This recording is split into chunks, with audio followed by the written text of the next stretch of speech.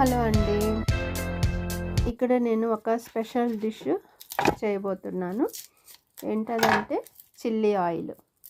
దీనికోసం మనకు ఒక 10 ఎల్లిపాయ రెబ్బలు, కొన్ని ఎండుమిరపకాయలు, కొన్ని పల్లీలు అవసరం అవుతాయి.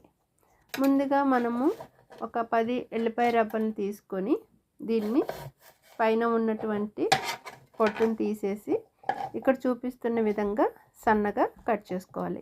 ఇలా కట్ చేసుకోవటం వలన మనం వాడే ఫ్లేవర్స్ అన్నీ కూడా ఈ ముక్కలకు పట్టి తినేటప్పుడు బాగా ఉంటుంది.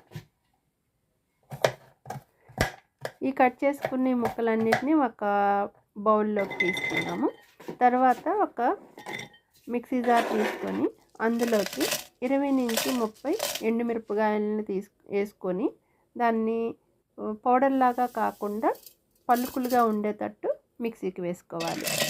తర్వాత ఒక గుప్పెడు వేయించిన పల్లీలను తీసుకొని వాటిని కూడా మిక్సీలోకి వేసుకొని అవి కూడా పౌడర్ లాగా కాకుండా పలుకులుగా ఉండేటట్లు మిక్సీకి వేసుకోవాలి.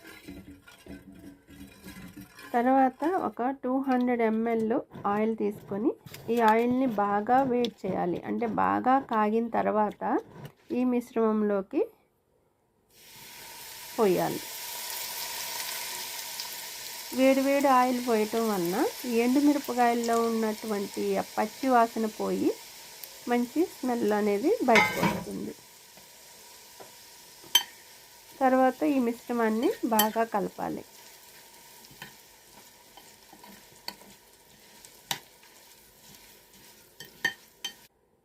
ఇదే స్టేజ్లో మనము ఒక టేబుల్ స్పూను సాల్ట్ కూడా యాడ్ చేసుకొని బాగా కలుపుకోవాలి.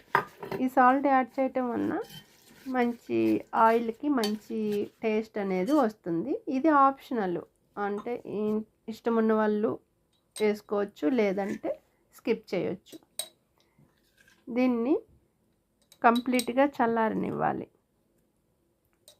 చల్లారిన తర్వాత దీన్ని ఒక గ్లాస్ జార్లో కానీ ఏదైనా ఒక బాక్స్లో కానీ తీసుకొని మనము ఫ్రిడ్జ్లో అయినా పెట్టుకోవచ్చు, లేదంటే బయటైనా పెట్టుకొని వాడుకోవచ్చు.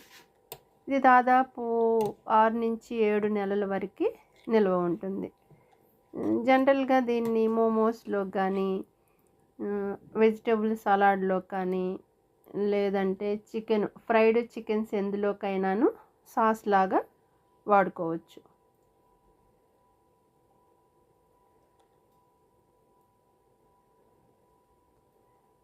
మీకు ఎవరికైనా ఇది ఐడియా ఉంటే గనక కామెంట్ చేయండి. నాకు తెలిసి ఇది చాలా తక్కువ మందికి తెలుస్తుంది అనుకుంటున్నాను.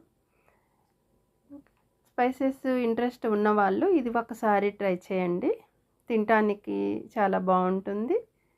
సాస్లా కూడా వాడుకోవచ్చు. ఒకసారి ఈ వీడియో మీకు నచ్చినట్లయితే లైక్ చేయండి. Thank you.